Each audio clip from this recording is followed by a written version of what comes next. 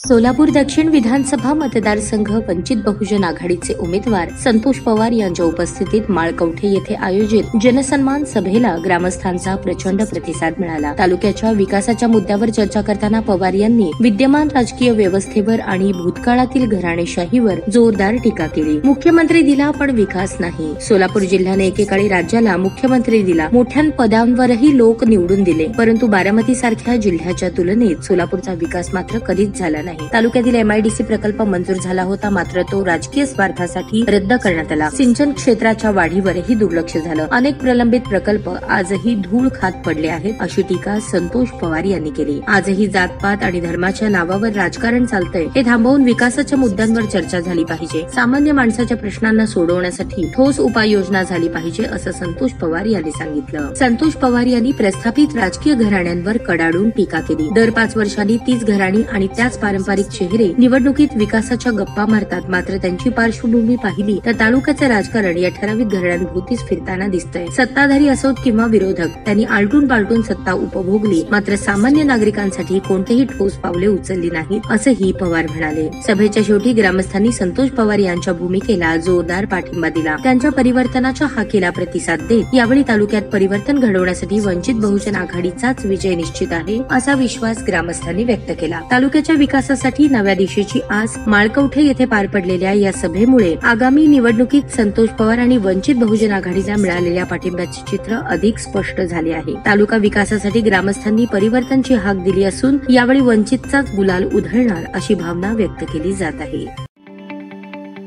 ताज्या बातम्या पाहण्यासाठी प्राईम महाराष्ट्र न्यूज चॅनलला सबस्क्राईब करा।